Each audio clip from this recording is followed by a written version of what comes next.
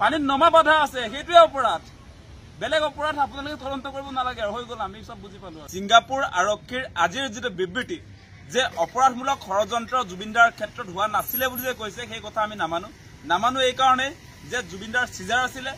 জুবিনদাৰ ট্ৰিটমেণ্ট কৰা ডক্টৰে ইতিমধ্যে কৈছে জুই আৰু পানীত যোৱা বাধা থকাৰ পাছত যেনেকে আজি সিদ্ধাৰ্থ শৰ্মা আৰু আপোনাৰ এই নৰ্থ ইষ্ট ইণ্ডিয়া ফেষ্টিভেলৰ উদ্যোক্তা ফেষ্টিভেল মহন্ত আৰু আপোনাৰ এই ছিংগাপুৰৰ আছাম এছ'চিয়েশ্যন তেওঁলোকে যে মস্তি কৰিবৰ কাৰণে জুবিনদাক পানীলৈ যে লৈ গ'ল, সাগৰলৈ লৈ গ'ল নে?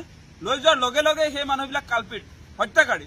গতিকে ছিংগাপুৰ আৰক্ষী চাৰ্টিফিকেট দিলে অসমৰ ৰাইজে সেই চাৰ্টিফিকেট গ্ৰহণ কৰিব নেকি? নিশ্চয় নকৰে, কোনো কাৰণতে নকৰে। আৰু গোটেই কথা বতৰাবিলাক ওলাই পৰিছে এতিয়া। যেনেকে মই কৈছো ইতিমধ্যে যে হাই কমিশ্যন অফ ইণ্ডিয়াৰ অনুষ্ঠান আছিলে জুবিনদাৰ প্ৰগ্ৰেমটো। গতিকে জুবিনদাক ছিংগাপুৰলৈ নি হাই কমিশ্যন অফ ইণ্ডিয়াই মেডিকেল ষ্টাফ নিদিলে। গতিকে তেওঁক আচলতে জীয়াই থকা অৱস্থাত যিখিনি প্ৰয়োজন আছিলে এগৰাকী ৰোগীয়া মানুহক, সেই প্ৰয়োজনীয়তা ছিংগাপুৰ আৰক্ষী বা আপোনাৰ হাই কমিশ্যন অফ ইণ্ডিয়া তেওঁলোকেতো যোগান নধৰিলে। গতিকে মৃত্যুৰ মুখলৈ পেলাই দিলে সেই সকলোৱে মিলিজুলি।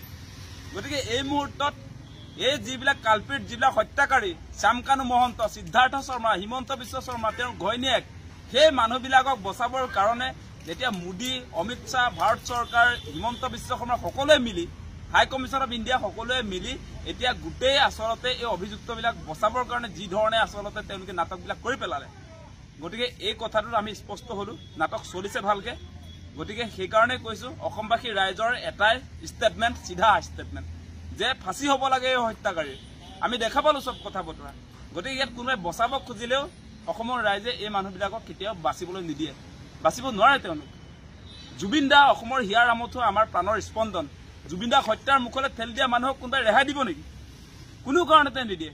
চব কথা বতৰা ওলাই পৰিছে এতিয়া যে আপোনাৰ ষড়যন্ত্ৰৰ বলি হৈছে জুবিন দা। গতিকে নেগলিজেঞ্চিৰ কাৰণে হওক, উচ্চতাই মেলি আপোনাৰ পানীলৈ তেওঁক সাঁতোৰাবলৈতো তেওঁ উচলনি দিলে। সেই সময়ত পাৰিব এটাইতো ঠেলি দিবই খুজিছিলে। গতিকে সেইটো অপৰাধমূলক ষড়যন্ত্ৰ কিয় নহয়? পানীলৈ বাধা আছে নহয় যোৱা, পানীত নমা বাধা আছে, সেইটোৱে অপৰাধ।